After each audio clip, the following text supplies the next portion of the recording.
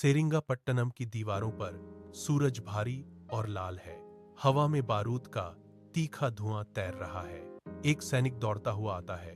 उसकी सांसें उखड़ रही हैं। वह चिल्लाता है, सुल्तान! दीवार का एक और हिस्सा गिर गया है। अंग्रेज हमले की तैयारी कर रहे हैं। टीपू पीछे मुड़े बिना शांत स्वर में कहते हैं, उन्हें आने दो। यह धरती इतनी आसानी से नहीं छीनी जा सकती। किले के बाहर जनरल जॉर्ज हैरिस दूरबीन से उस दरार को देख रहे हैं। वह अपने पास खड़े आर्थर वेलेस्ली की ओर मुड़ते हैं। हैरिस कहते हैं, वही दरार हमारा दरवाजा है। एक बार अंदर जाने के बाद पीछे हटने का कोई रास्ता नहीं है। वेलेस्ली सिर हिलाते हैं, आज सब खत्म हो जाएगा। किले की हवा में तनाव गहरा रहा है। दरार के उस पार ब्रिटिश सेना की हलचल तेज हो गई है। तोपें तैयार हैं। कोई फुसफुसाता है, मदद कहां है?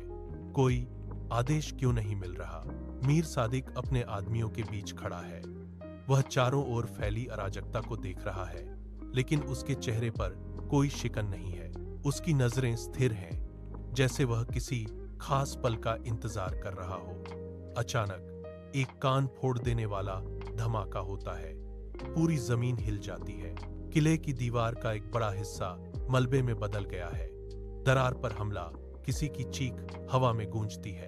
ब्रिटिश सैनिक धुएं के गुबार को चीरते हुए मलबे के ऊपर से अंदर दौड़ रहे हैं। मैसूर के रक्षक अपनी जगह से हिलते हैं, लेकिन आदेशों के अभाव में वे बिखर रहे हैं। तलवारें म्यान से बाहर निकलती हैं। लोहे के टकराने की आवाजें और चीखें अब किले के हर कोने में गूंजने लगी हैं। टीपू सुल्तान अपने घोड़े पर सवार होकर युद्ध के मैदान की ओर तेजी से बढ़ते हैं। उनके चारों ओर बारूद का धुआं और चीखें हैं, लेकिन उनकी नजरें केवल सामने की हलचल पर टिकी हैं। एक अंगरक्षक उनके पास दौड़ते हुए आता है। उसका चेहरा पसीने और धूल से सना है। वह विनती करता है, सुल्तान, पीछे हट जाइए। टीपू उसे एक झटके के साथ पीछे ढकेलते हैं। वे चिल्लाते हैं, एक बाघ शिकार से कभी पीछे नहीं हटता। वे वाटर गेट के पास पहुंचते ही घोड़े से छलांग लगाकर नीचे उतरते हैं। उनके हाथ में तलवार है। टीपू पैदल ही दुश्मनों की ओर दौड़ पड़ते हैं। ब्रिटिश सैनिक बाढ़ की तरह अंदर आ रहे हैं। वे तलवार घुमाते हुए दुश्मनों के घेरे को तोड़ते हैं। हर वार के साथ वे आगे बढ़ते हैं। मैसूर की रक्षा पंक्तियां अब पूरी तरह टूट चुकी हैं। टीपू सुल्तान के हाथ में तलवार अब भारी हो गई है। उसकी धार खून से पूरी तरह लाल है। उनके शरीर पर लगा धातु का कवच कई जगह से पिचक चुका है, जो हर हरकत के साथ उनकी पसलियों में चुभ रहा है।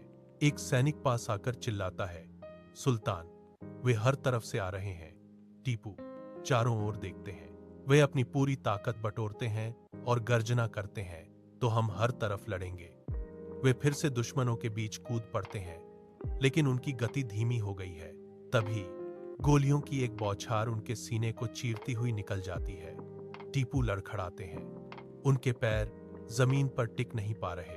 वे अपना संतुलन खोते हैं और वाटर गेट के पत्थर के सहारे टिक जाते हैं। उनकी उंगलियां अभी भी तलवार की मूठ को कसकर जकड़े हुए हैं। शाम ढलने के साथ ही किले के भीतर का शोर धीरे धीरे थम गया।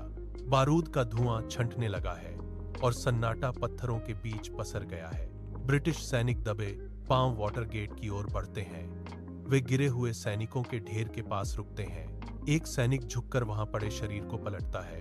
वह कांपती हुई आवाज में पूछता है, क्या यह वही है? दूसरा सैनिक करीब आता है, ध्यान से देखता है और धीरे से सिर हिलाता है। हाँ, टीपू सुल्तान। किले की ऊंची मीनार पर अब हलचल है। एक ब्रिटिश अधिकारी रस्सी खींचता है। यूनियन जैक का झंडा हवा में ऊपर उठता है और फहराने लगता है।